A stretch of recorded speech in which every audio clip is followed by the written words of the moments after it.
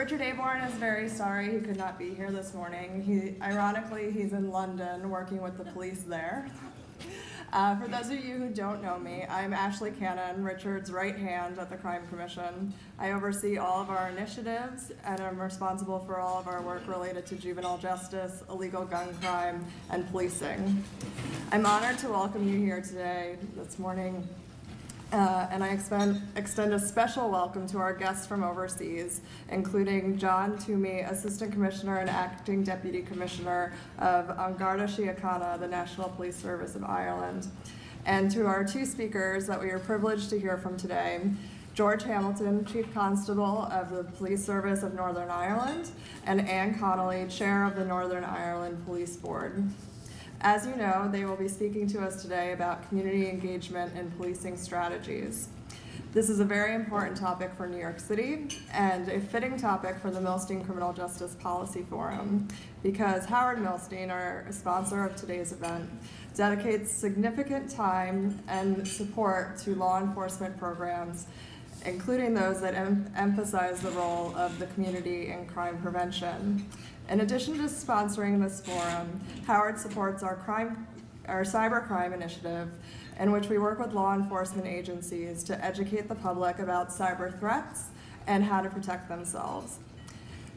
He also funded the NYPD's Hero Award, which honors civilians who make extraordinary efforts in crime situations.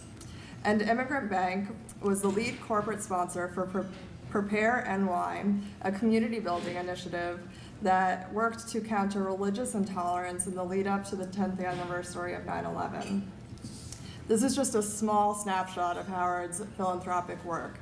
He's also very active in the fields of medical research and healthcare delivery, disaster relief, and higher education and the arts. He does all of this despite the demands of his day job as chairman and CEO of Immigrant Bank and managing director of Milstein Properties, among many other businesses. I could go on and on about Howard because he is a man of vast achievements, but I will let you hear from the man himself.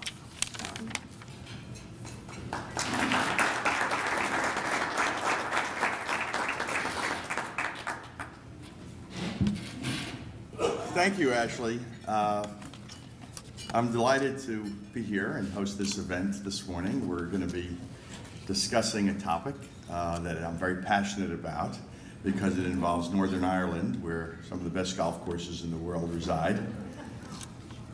Have more of them than I haven't played yet, but they're dangling like sugar plums in front of my eyes right now. Today's featured speakers are Chief Constable George Hamilton and Chair Anne Connolly. Both are from Northern Ireland. Chief Constable George Hamilton heads the police service of Northern Ireland, but he started his career in the Royal Ulster Constabulary. The Good Friday Agreement that brought an uneasy end to the troubles in Northern Ireland mandated a change. Police reform. To that end, the Police Service of Northern Ireland was created as the successor to the Royal Ulster Constabulary. And there's an intriguing bit of history here. The Royal Ulster Constabulary itself was carved out of the Royal Irish Constabulary in 1922. And the Royal Irish Constabulary, established in 1787, marked the first modern usage of the word police. Chief Constable Hamilton has been in the center of the reforms that were such a crucial part of the peace agreement between the IRA and the loyalist paramilitaries in Northern Ireland. He helped create the Service Improvement Department, where he took on hot-button issues, policing standards, corruption, and diversity. In addition to leading the PSNI, Mr. Hamilton is a member of the Institute of the Directors and the FBI Law Enforcement Executive Leadership Association. Anne Connolly, chair of the Northern Ireland Police Board, comes to policing with a very different background.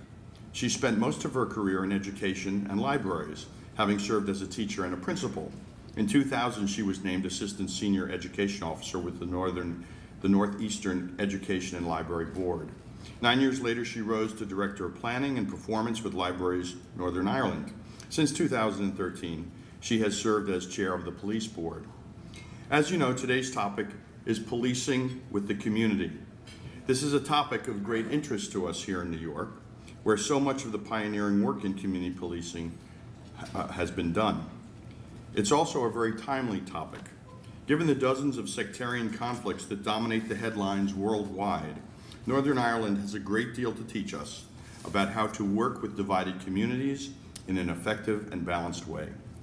Chief Constable Hamilton and Chair Connolly, it's my pleasure to welcome you both to New York and to the Citizens Crime Commission Criminal Justice Policy Forum. Thank you.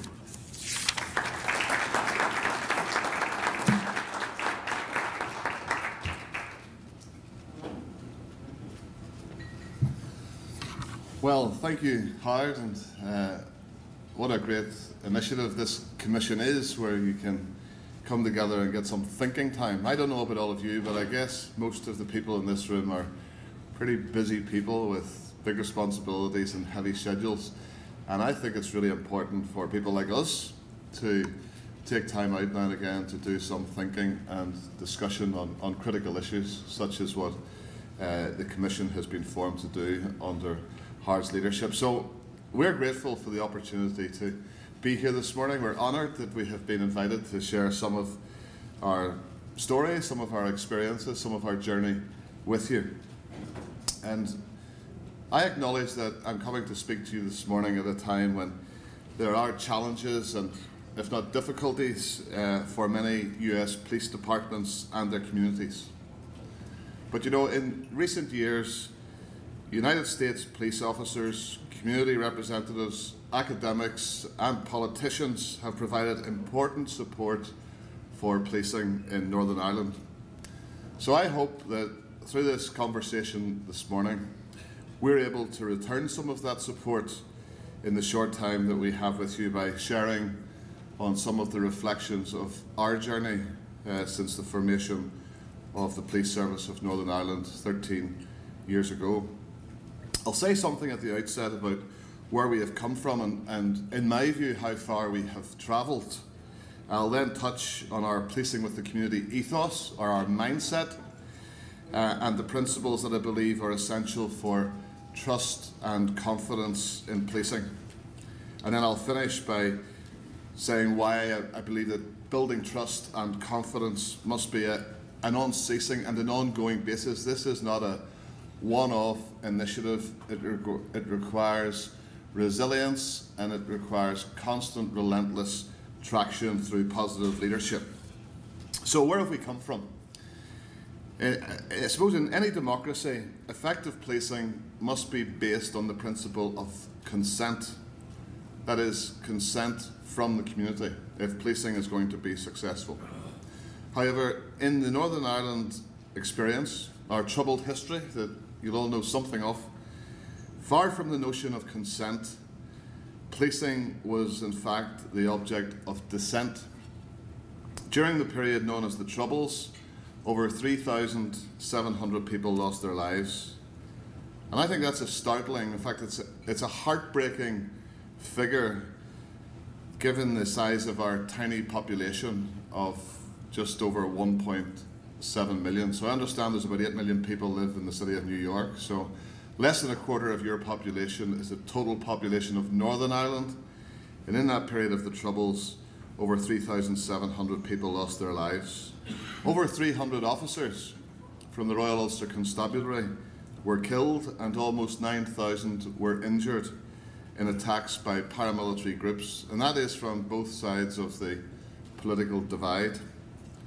The majority of those killed and injured were killed by the IRA. That's a fact. And during the same period, and this is part of the dissent and the lack of consent that we have, in the same period there were 55 people killed by the Royal Ulster Constabulary, police killings during the period of the Troubles. The historic Good Friday Agreement created an opportunity to end those dark days of the Troubles, and a fundamental part of the peace process was the report of the Independent Commission on Policing for Northern Ireland in 1999, or the Patton Report as it became commonly known after its chair, Chris Patton. And laying out its findings, Patton observed this: the consent required right across the community in any liberal democracy for effective policing has been absent in Northern Ireland. In contested space, the role of those charged with keeping the peace has itself been contested. Policing goes right to the heart of the sense of security and identity of both communities in Northern Ireland.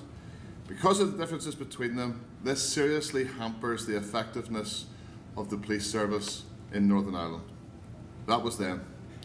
So began the colossal policing change programme to implement the 175 recommendations from the Patton Report. And as part of that programme of change, the Royal Ulster Constabulary ended and became the Police Service of Northern Ireland in November 2001. So now 13 years old, and I'm not sure if we're maturing towards adulthood or we're still petulant teenagers, but at 13 years old, the Police Service of Northern Ireland is an organisation that I feel honoured and privileged to lead, and one that has undergone remarkable transformation, and I have been privileged to be at the heart of that roller coaster ride. It is an organisation that has embraced and has driven change. Today we have the opportunity to police by consent, having won confidence and trust right across communities and levels that I could not have imagined when I first joined the Royal Ulster Constabulary in 1985. Crime has been reduced by 13% over the past 10 years, and independent surveys tell us that our confidence levels are the highest since records began.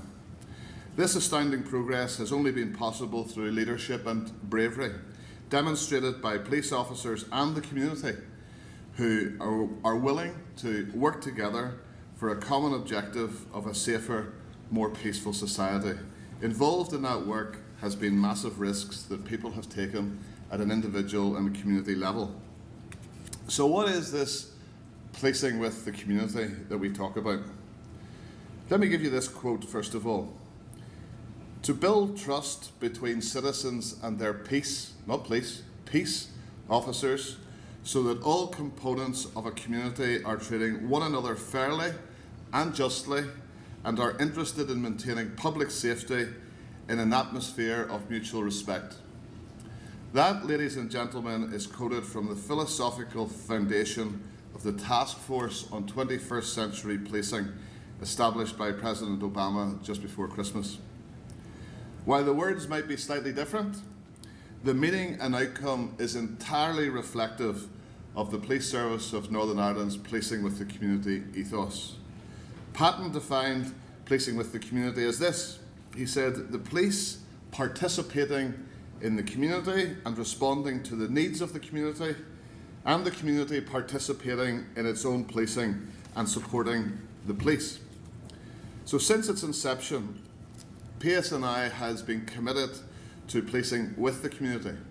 Policing with the community is very different to policing at or to the community.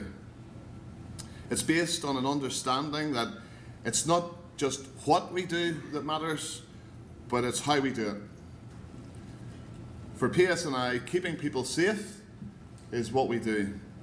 Policing with the community is how we do it. That is the message that I and my senior leadership team are driving right up, down and through and across the organisation. This is not just for community cops working in neighbourhoods in high visibility jackets who tend not to do night shift. This needs to be for the surveillance officer, the intelligence officer, the homicide detective, those tackling organised crime.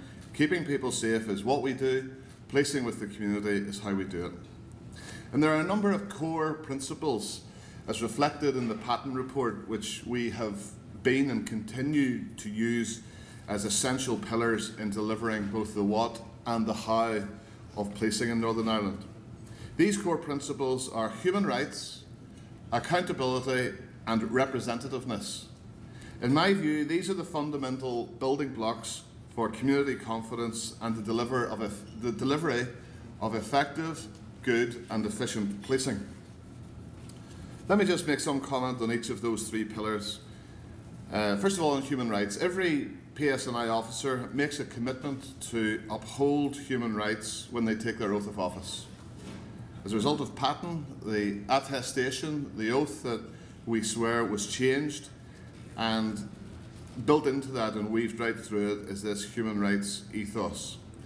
And they also take an oath to uphold the Code of Ethics, which is a very clearly outlined list of behaviours and attitudes that we expect people to operate within, a framework for behaviour, if you like.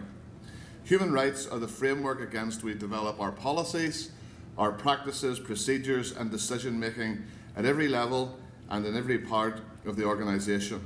When considering the use of force, or when deliberating over budget cuts, and we have many of those deliberations just now, our organisation will always look to what our obligations are under human rights legislation and case law. Our commitment to uphold universal rights of individuals and the communities that we serve is at the heart of our decision making and our behaviour. Accountability. I firmly believe that if a police service anywhere is to retain its privileged position as an operationally independent service, then it must be the subject of robust scrutiny. That scrutiny, I can tell you, is sometimes uncomfortable, it's sometimes awkward, I sometimes wish it wasn't there, but it is to be cherished and to be valued to maintain the consent of the community in policing with operational independence of the officer, of the Chief Constable in my case. The accountability mechanisms that have been created under the pattern architecture have been delivered, I suppose, through the Northern Ireland Policing Board and also the Office of the Police Ombudsman, and they have been crucial to building confidence in policing. Anne will talk, as Chair of the Policing Board, about some of the functionality of that. The Police Ombudsman is a completely independent investigatory department with its own Chief Executive, the Ombudsman, who is responsible for the investigations into complaints against the police or into other corrupt practice, so it's actually at arm's length from the police service and it is truly independent. As I've said, that accountability is often challenging, but as Chief Constable, I value the challenge immensely. While I hold operational responsibility for policing, the 19-member Policing Board, made up of political and independent representatives, not only hold me to account for the delivery of policing, but they also inform, they advise and challenge and contribute to policing decisions on behalf of the community. I would be a very foolish Chief Constable not to listen to the views of my Policing Board. It doesn't mean I abdicate operational responsibility to them.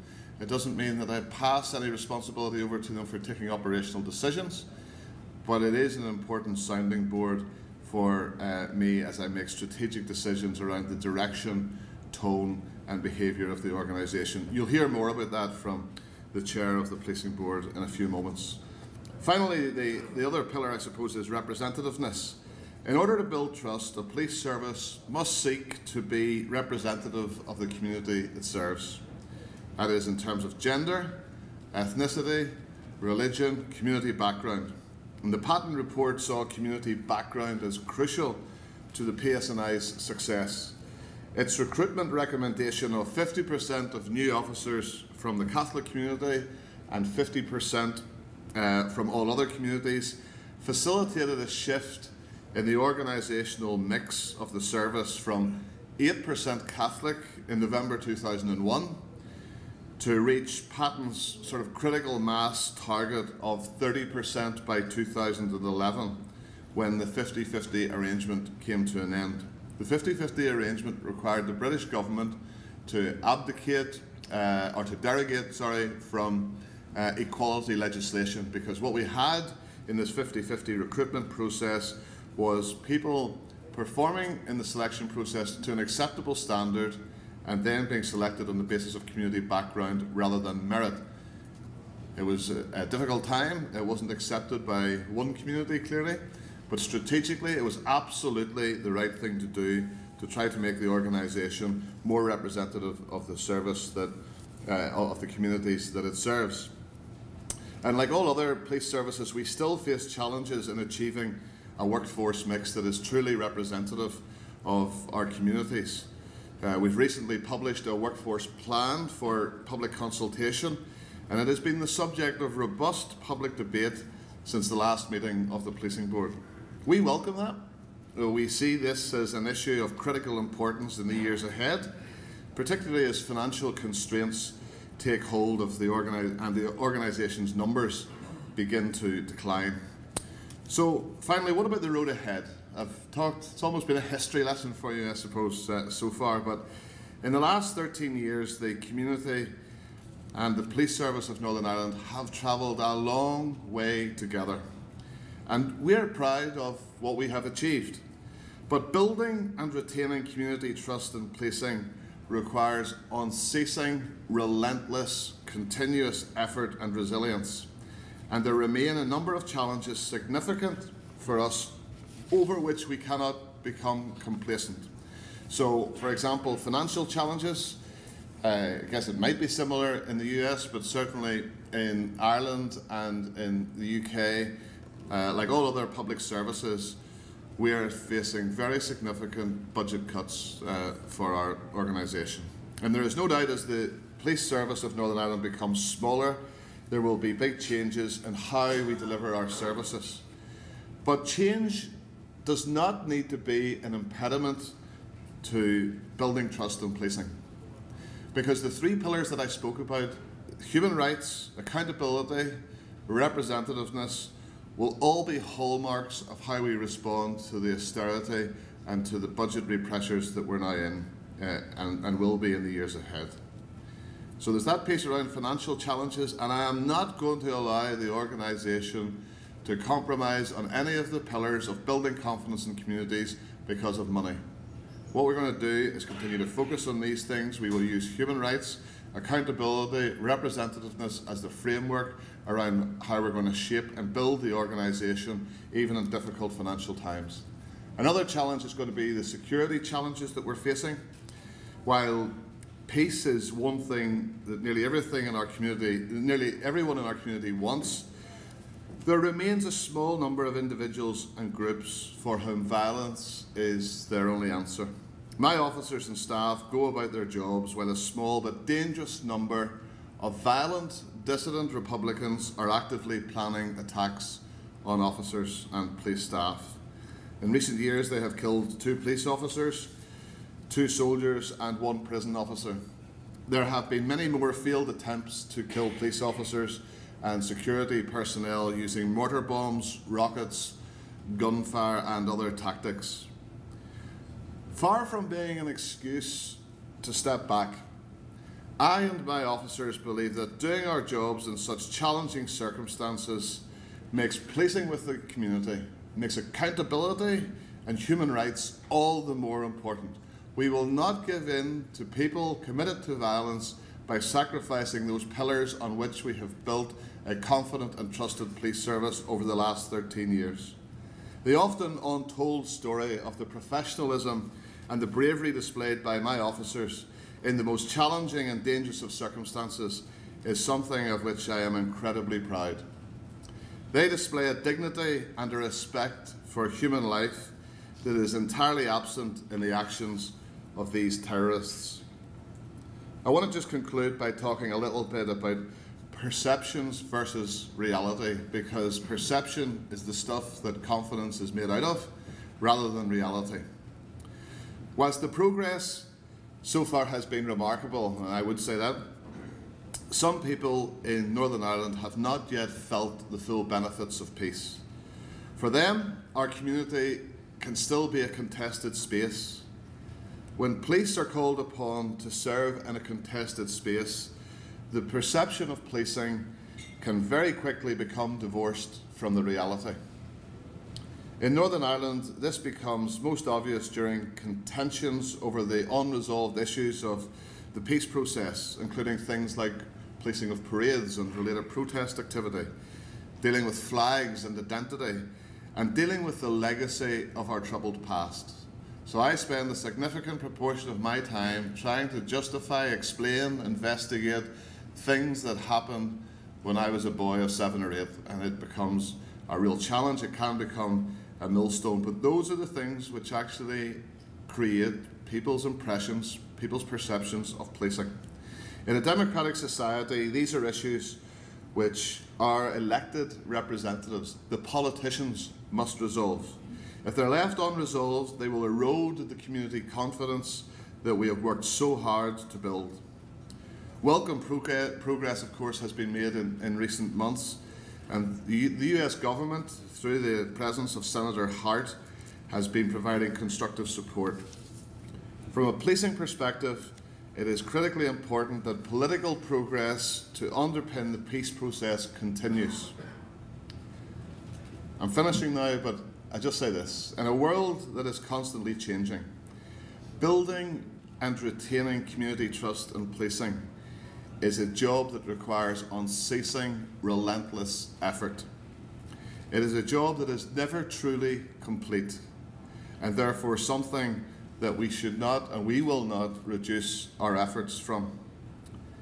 Having been a police officer for 30 years, having served in the darkest times and during times of great change, but also in times of growing hope, I remain enormously optimistic about what can be achieved when the police and the community work together. It takes leadership and bravery, not just from the cops, but from the community. I do believe that anything is possible when there's a shared commitment to build a safe, confident and peaceful society. Thank you for your time, and I'll now hand over to the Chair of the Policing Board, Anne Connolly. Thank you.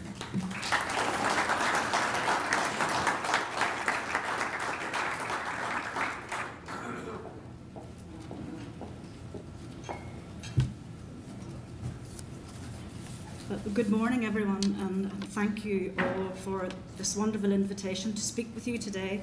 I'm delighted to be here this morning, and I would like to say at the outset that we've had a wonderful week here in the United States. We've had hospitality, which is almost as good as the Irish hospitality, maybe better, but it's been absolutely wonderful.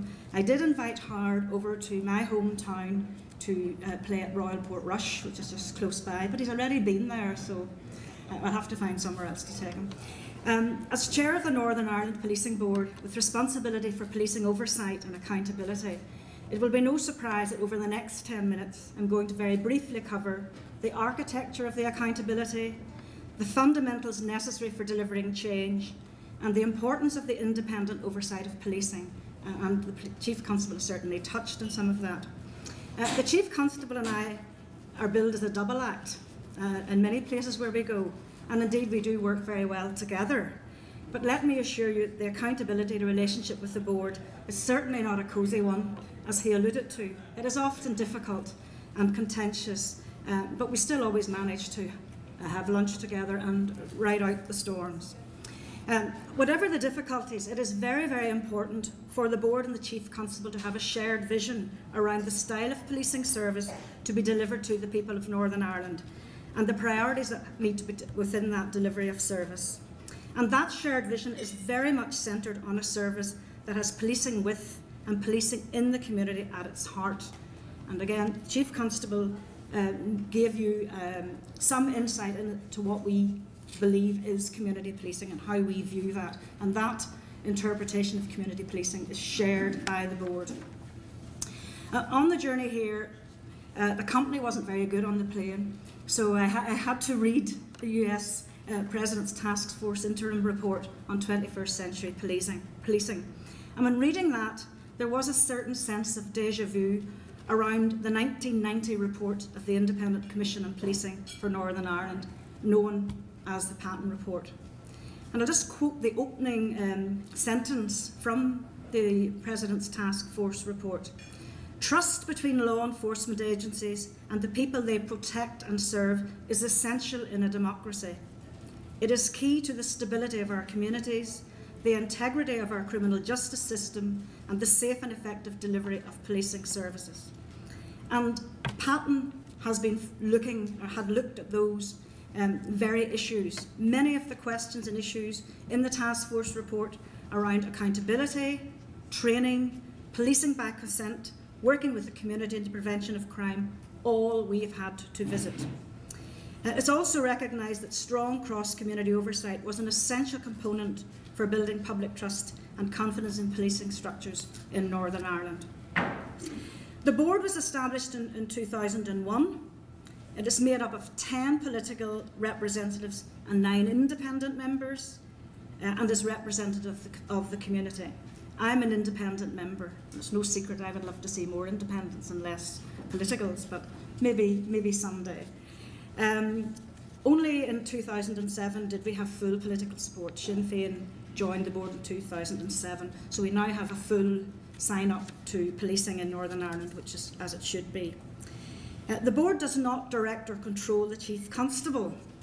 I have tried a few times, haven't succeeded, but the Chief Constable has operational independence, and he is accountable to the board for any aspect of service delivery, but we do not have any control over his operations.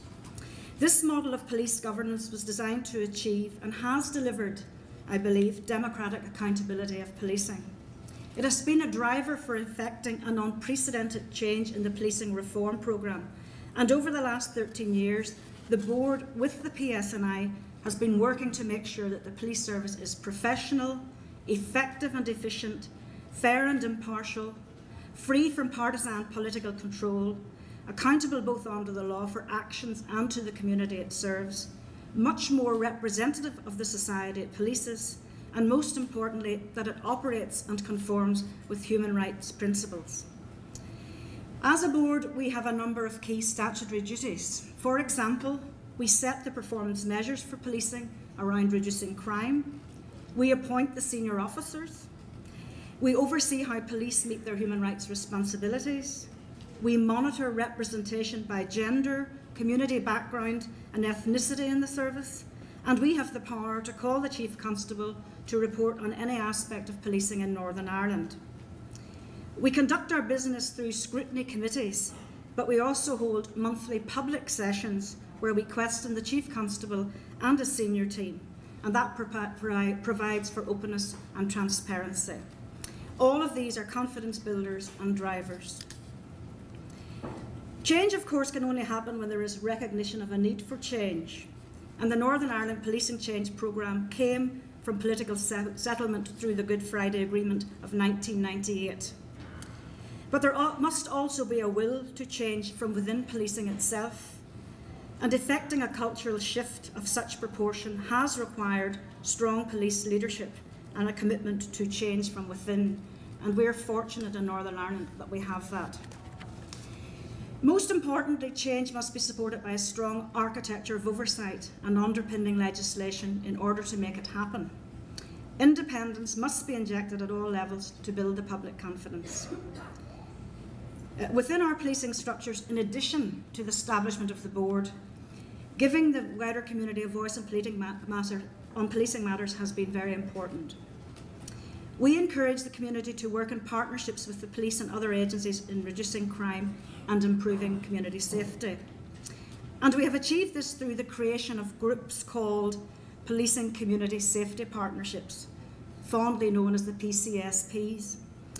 These groups work with their local police officers to assist in dealing with issues such as antisocial behaviour, domestic abuse, reducing burglaries, tackling drug and alcohol misuse. And they do that through a variety of projects, working with young people. There's a variety of ways they do that, but they work very closely with their local police commanders. This provides for police accountability at a local level and has been another very, very important factor in helping measure and building confidence. Policing in Northern Ireland, I believe, now has strong structures, policies, processes and practices to ensure accountability in the delivery of policing.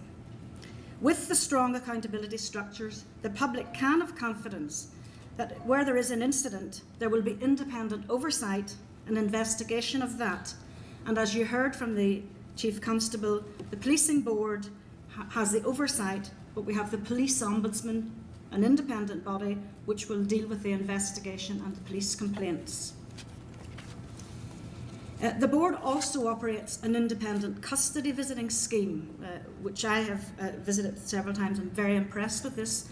This scheme monitors how people being held in custody are cared for, and we get regular reports of that. And there have been a number of recommendations have come from the independent custody visitors about how we can manage the human rights of the individuals in custody in a better way.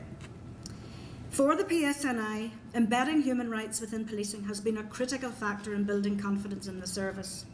Human rights and accountability are fundamental building blocks for effective policing and community confidence. Human rights protect the rights of the public and the police officers alike. It provides a strong framework within which police officers can exercise their duties, but it also assists them with all aspects of their decision making.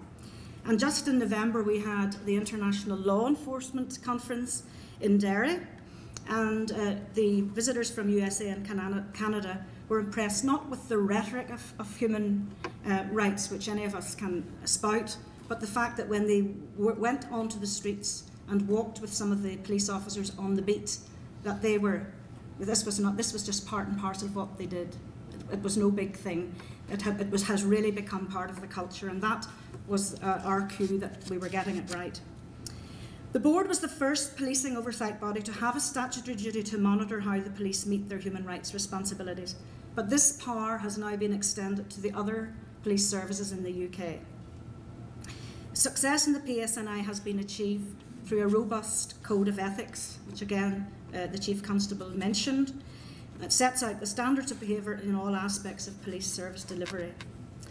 The board has developed a human rights monitoring framework which scrutinises key areas of policing, including the training, the policy, the operations, adherence to the code of ethics, complaints, discipline and civil actions, public order, use of force, covert policing, victims' rights, the treatment of suspects, and the stop and search programmes. In fulfilment of this obligation, we enjoy the support and advice of a human rights advisor. This is an independent practicing lawyer with expertise in human rights legislation. Over the last 10 years, 210 recommendations from the board's human rights reports which are published annually. These 210 have been implemented by the PSNI, and they have shown that the service is improving, but it also protects the service and the officers in their work with the community, because they too have human rights. Policing is an essential part of our society, and it's very demanding, and it's dangerous for officers. In our part of the world, it can be very dangerous for officers even just leaving their home in the morning. We know only too well the damage that can be caused to trust and confidence policing and the wider criminal justice institutions. And indeed, recent events here and in other policing services across Europe have reminded us of that. It is true, confidence is very hard won, but it is very easily lost. Policing will always continue to develop and evolve with the changing needs of our society and community.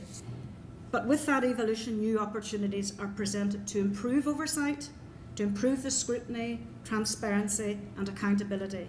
So we can never be complacent, and there's no way we will say that we've got it right. We are always looking to be better. I'm going to quote the Chief Constable now. He did hint at it earlier, but he mentioned about accountability not being very comfortable. And in the Human Rights Report, it said, "Accountability in policing is good, even if it is uncomfortable, because it helps provide public confidence." And having a Chief Constable who will be prepared to say that in public sets the scene as to how we wish to do our work. Policing has played a pivotal role in the peace process in Northern Ireland. It was referred to yesterday at a breakfast that it was the jewel in the crown. But it still has a key part to play in moving forward. While policing in Northern Ireland has some very unique challenges, and the Chief Constable has referred to those, services across the world face the same challenges in terms of community demands, reducing resources, although Commissioner, he said he didn't have any problems with resources, but reducing resources across the world is the same for police services. There are emerging threats and new crimes. The challenges are the same worldwide. Therefore, I think it is very important that we get to share our experiences and our thinking. I hope that you have gained some insight into our work. I thank you very much for your kind attention, and I look forward to your questions. Thank you.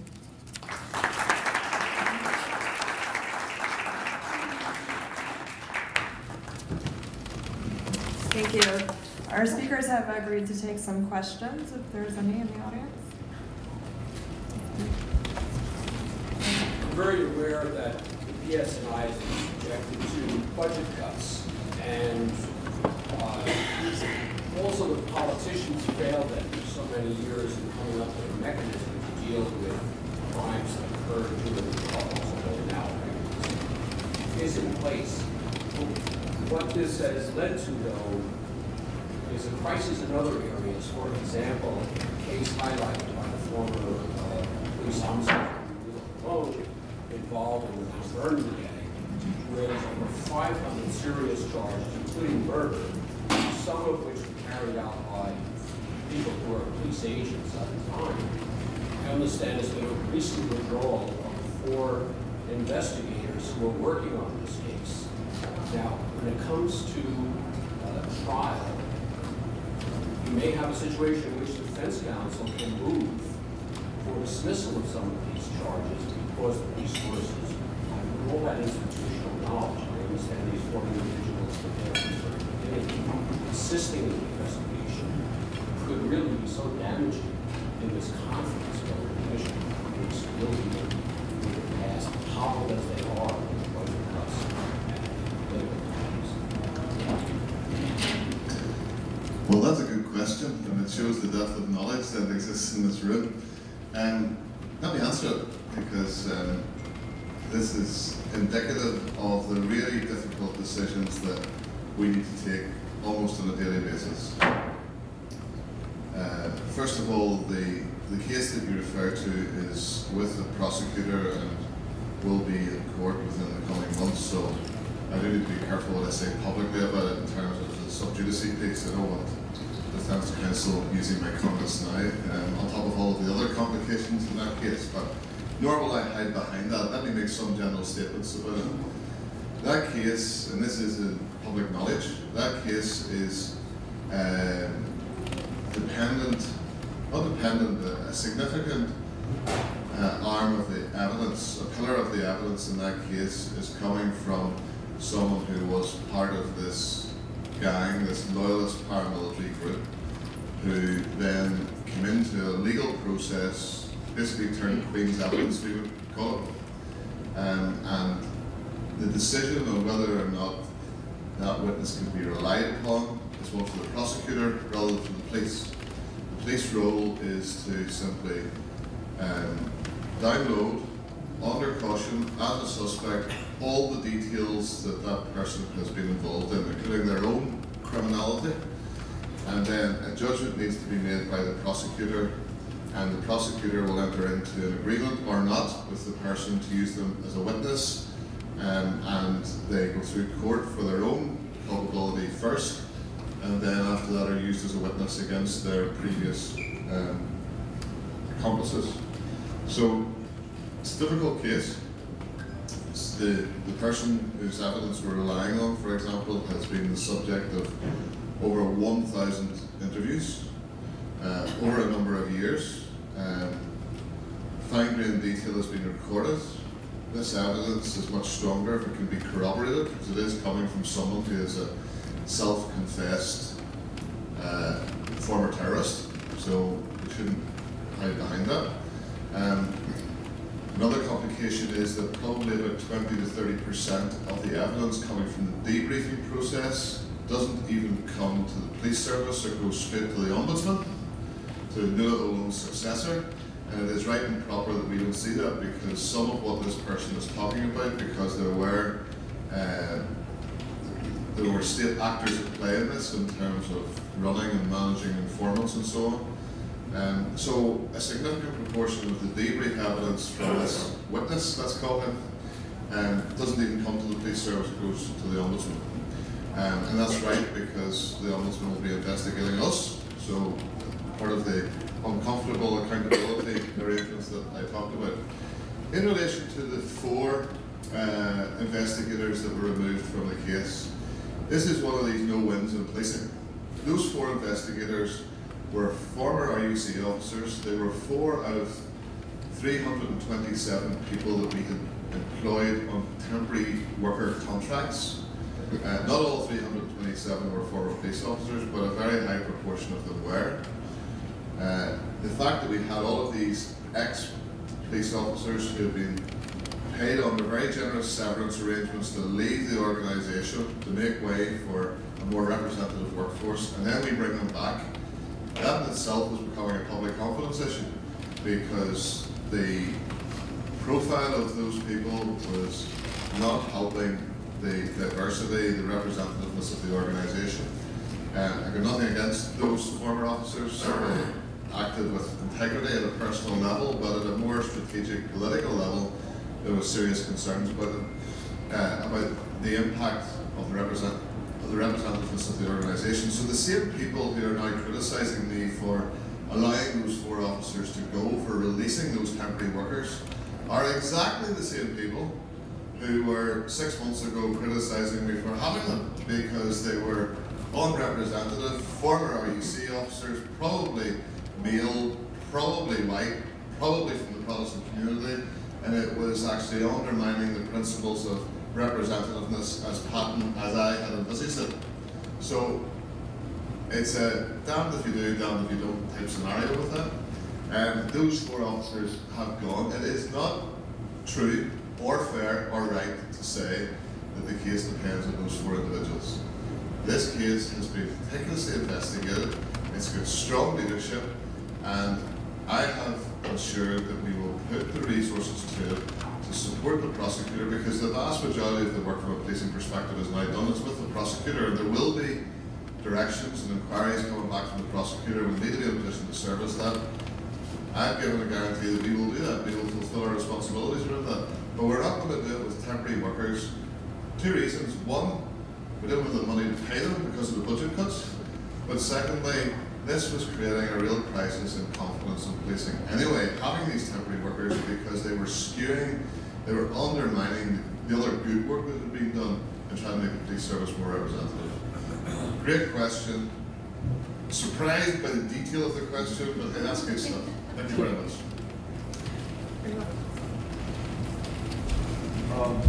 The Chief Constable. I'm not going to add anything, I'd like to except to say one of the really good things about legacy issues, which, as you can imagine, does take up a lot of time at the police board, sometimes to the point that I would be very concerned about present-day policing not getting enough attention. But one of the good things about the Stormont House agreement is that there will be an independent new unit established to deal with legacy issues. And I'm hoping that that will go some way to alleviate the difficulties which PS and I are facing. Hi, I'm Sam Kuhn from John Jay College.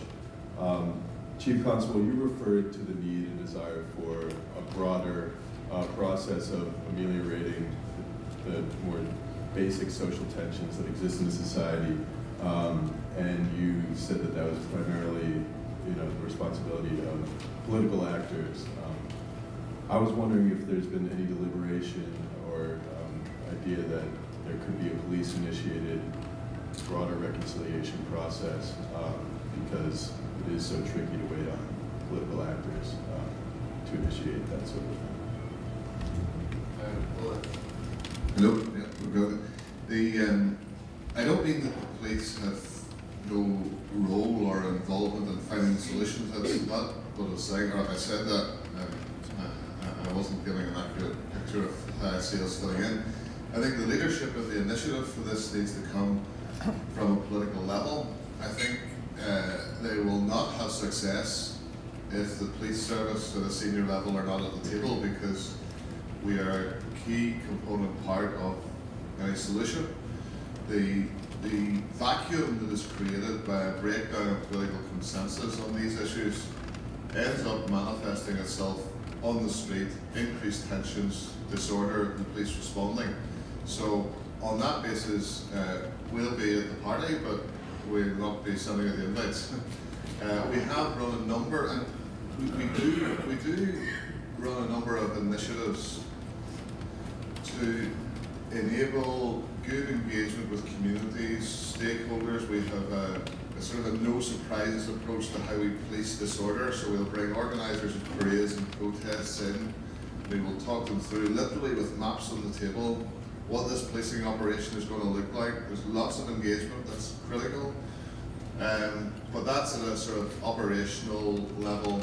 very tactical level, dealing with almost trying to put a sticking plaster on the fact that detention exists in the first place. The longer term strategic solution needs to be, fundamentally needs to be a political one, because it's got to do with identity, compromise, and all of that. And for me, I'm walking a very fine line sometimes between being a voice, delivering a civic leadership role, but not entering the political space. And I do get criticised on a regular basis with lots of energy, in equal measure, from both sides for being political. So I think I'm probably apolitical and probably getting it right because of the fact that it comes from both angles. But if I create the impression that the police can wash their hands of this, we can't. The police actually end up dealing with the consequences of a lack of consensus. And when we come to try to find a solution, I think it needs to be politically led, but police need to be at the table, not entering into the politics, but talking about the impact, the consequences, the repercussions of what the solutions are that are being proposed.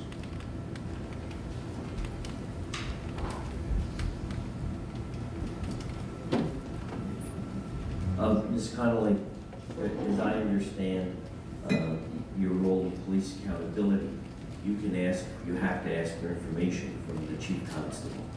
But in terms, to the extent you're looking at legacy cases, the chief constable has the ability, I believe, to withhold information from you on the grounds of national security, where it would be compromising police procedures. To what extent has that presented a problem for you? How do you get around that?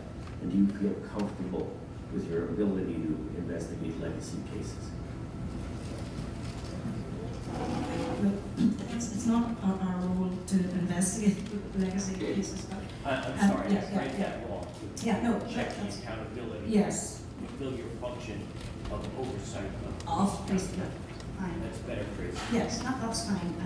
No, I understand that. There have been an issue in the past in receiving information, some of it which we believed as a board we were entitled to see. We didn't think that there was any real reason why we shouldn't receive that information. That situation has changed in that the chief constable we have here would be willing to share everything with us that he feels he can. In the case where there is difficulty with information, you heard me talk about a human rights advisor, and the human rights advisor is vetted to the very high level and has a right to see absolutely everything which the police service has. So although the chief constable, there may be some papers which he would not share with the full board, quite frankly I think that's correct, because we have people there, some who would actually go public, which is how things happen, and some of it wouldn't be of use to us anyway. But if there is information which the chief constable believes for security reasons or whatever reason we can't have, our human rights advisor sees it, and that human rights advisor will then advise us as to how to proceed. So I don't feel there is a problem with that. I think that we have a very open and frank the meetings with our chief constable. As I've said, since the new chief constable is appointed, we've had very, very few issues where we have not been appointed. There was a whole drama around a letter to do with Connolly bombing, and we were denied rights to that. As soon as the new chief constable came in, he said, "You can have the letter." He quite often give it to me. Any member of the board, he wouldn't issue it, obviously, because we don't want it going out into the press. But any member of the board who wants to see it can come to my office and look at it. How many members came after 12 months of asking for the letter? One. So that is not an issue and not a problem. And I think we have moved way in now to a new era of openness and frankness. And my motto and my rule is, and I think all of the board members would be, if it's necessary for us to see it and we can't see it, we want it. But if it really is something that we shouldn't see, then we are happy to work through the human rights advisor. Do you want to comment on that? If I may, there's a sort of a parallel issue, or a couple of parallel tracks to this. One is the disclosure of information when requested to the policing board, and I think the chair has said in more compelling terms and I could, that my approach to that and under my leadership of the organisation, unless there are very clear issues around risk to life and so on, the board are going to get what they need to do their job for me. But another parallel track to this is the police ombudsman. The police ombudsman responsible for investigating complaints and possible corruption and so on against police officers, current day and past. There had been some difficulties around disclosure of information. The police service at one point were sitting on sensitive information that the ombudsman was seeking, and the police service were trying to apply a relevancy test in good faith as to whether or not it was relevant for the ombudsman to have this information. That's not our job. We cannot become a gatekeeper to information that the ombudsman requires. If the ombudsman requires it as part of their investigation, it's up to them to justify having it. Now, some of this information is highly sensitive. We were very uncomfortable handing it over, but actually that is not a reason not to hand it over, because in statute, as far as I was concerned, we needed to do that. That's largely resolved as well. The third element of this information release is actually, we're sitting on millions and millions of documents from the period of the Troubles that are relevant to a number of highly controversial coroner's inquests, normally where people have come by their death as a result of state involvement. So the police or the military have taken someone's life, and the coroner's court is now trying to work through these to establish how, when, and where the person came by their death. And we hold the information and we act as agents of the coroner, so we're not in an adversarial relationship with the coroner, or we shouldn't be. What the coroner has asked us to do is check all of the sensitive information and propose redactions to him for him to make a final decision on. Now, the redactions might be taking out the names of people or other information that's very sensitive around potential risk to life, and if the information became public. We don't make the redactions, we simply mark on the page what the coroner may choose to redact.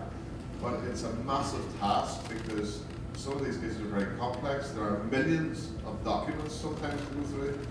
The coroner is very precious, and understandably about his independence, about his impartiality. So he won't even meet me to discuss processes and systems for scheduling of cases or prioritization of cases. So he then sets timetables that don't take account of the magnitude of the job that we have. We don't meet the timescale imposed by the coroner because it's not possible to do it. And then we end up criticised in the coroner's court for delay in some of these cases. I said in my speech, this thing about perception versus reality, there's a real perception out there that the police are delaying coroner's inquests, the police are holding back the material. I promise you, we are not. We are doing our best with the resources we have in a system that is not planned, not scheduled, it's chaotic. So we have the coroner, for example, having opened over 60 highly controversial inquests with no prioritisation around those whatsoever. Across those 60 inquests, there are literally hundreds of thousands of documents that the coroner is asking us to read and propose redactions to him to enable him to do his job.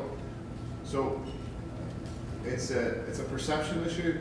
Well, sorry, the reality is the account that I have just given you about why we find ourselves in this position. But a dear friend of mine in the senior leadership team says, George, when you're explaining, you're losing. And you know, this is a thoughtful audience and an informed audience. You can tell that from the questions. If I try to explain this in a 30-second clip on television on the evening news, it just looks like he's being defensive. That's flannel. It's bluff. He's got something to hide. I genuinely don't. I wish I didn't have this responsibility. I wish I had more money to do it faster. I wish I had a coroner that would engage with me to do it in a better, organised, scheduled, prioritised way. But I don't have any of those things. So it looks like we're being obstructive. It looks like we're causing delay intentionally. But it ain't true, folks. Unfortunately, we're out of time. Thank you, Chief Constable Hamilton and Chair Connolly, for your thoughtful remarks. And thank you again, Howard, for sponsoring today's event. And thank you all for coming. Please check your inboxes in the coming weeks for an invitation to our next event, which will be in late April. Thank you.